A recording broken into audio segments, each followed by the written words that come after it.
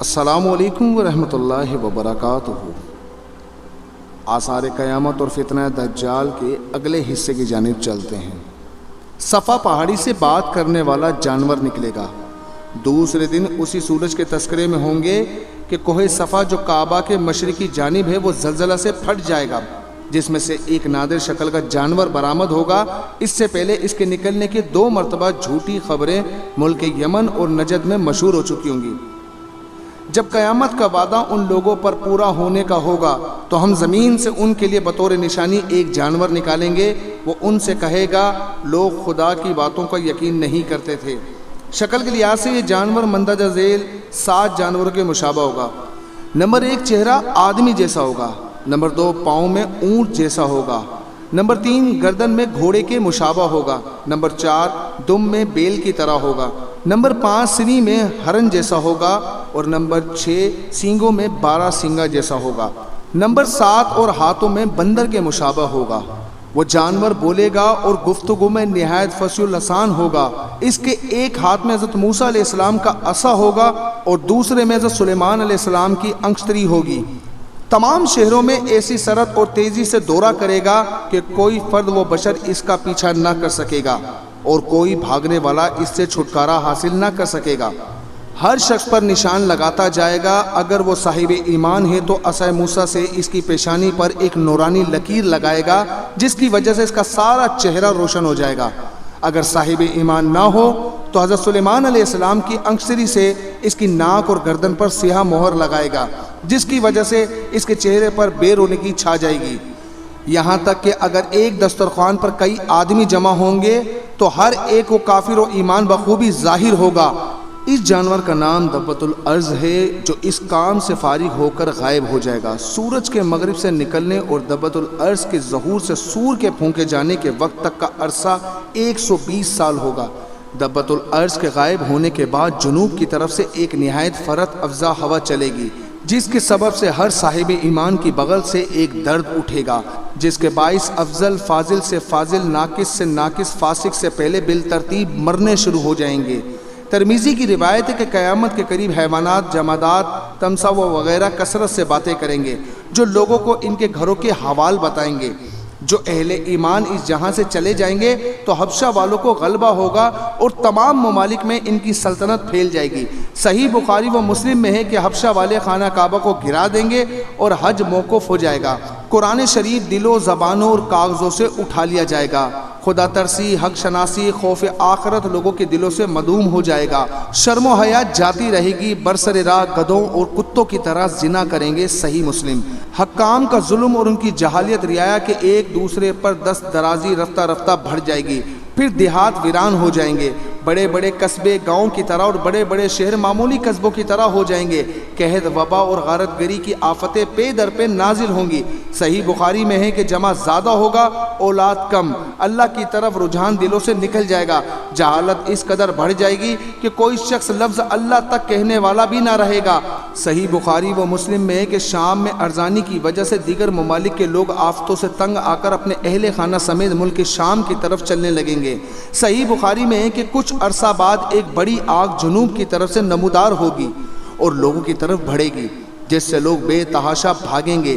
آگ ان کا پیچھا کرے گی۔ جب لوگ دوپہر کو تھک جائیں گے اور اپنی عاجزی کا اظہار کر دیں گے تو آگ بھی ٹھہر جائے گی اور آدمی بھی آرام کر لیں گے۔ صبح ہوتے ہی آگ پھر پیچھا کرے گی۔ انسان اس سے بھاگیں گے۔ اس طرح کرتے کرتے وہ ملک شام تک پہنچا دے گی۔ اس کے بعد آگ واپس لوٹ کر غائب ہو جائے گی۔ اس کے بعد کچھ لوگوں کو اپنے اپنے وطن کی یاد ستائے گی اور لوگ شام سے واپس گھروں کو لوٹ آئیں گے، مگر مجموعی طور پر لوگ ملک شام میں ہی رہیں گے۔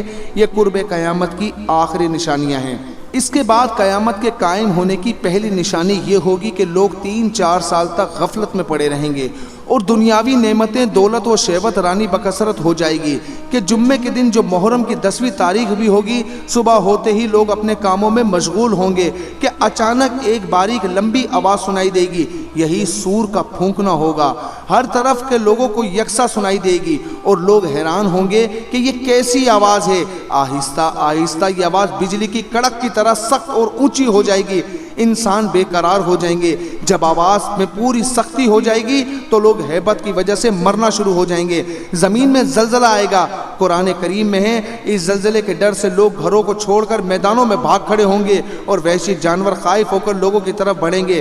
ارشاد باری تعالیٰ ہے جس وقت وحشی جانوروں کے ساتھ اکٹھے کیے جائیں گے زمین جا بجا شک ہو جائے گی۔ ارشاد ہے سمندر اہل قرب و جوار کی بستیوں میں جا چڑھیں گے۔ ارشاد گرامی ہے اور جب دریا بہہ چلیں آگ بجھ جائے گی، بلند و بالا پہاڑ ٹکڑے ٹکڑے ہو کر تیز ہوا کے چلنے سے ریت کی طرح اڑتے پھریں گے، اور جب پہاڑ اڑا دیے جائیں گے گرد و غبار کے اٹھنے اور آندھیوں کے آنے کی وجہ سے پوری دنیا تاریخ لگ رہی ہوگی، اور وہ آواز سور سخت ہو جائے گی حتیٰ کہ اس کے ہولناک ہونے پر آسمان پھٹ جائیں گے، ستارے ٹوٹ ٹوٹ کر ریزہ ریزہ ہو جائیں گے۔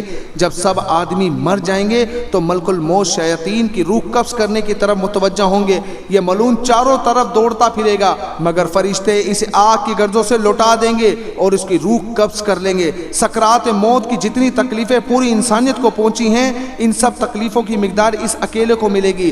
مسلسل 6 ماہ تک سور پھونکا جاتا رہے گا۔ اس سور کے پھونکنے کے بعد نہ آسمان رہے گا، نہ ستارے رہیں گے، نہ پہاڑ رہیں گے، نہ سمندر، نہ کوئی چیز، الغرض ہر چیز نیست و نابود ہو جائے گی۔ فرشتے بھی مر جائیں گے مگر 8 چیزیں فنا نہ ہوں گی: عرش، کرسی، لوح، قلم، جنت، سور، دوزخ، روحیں۔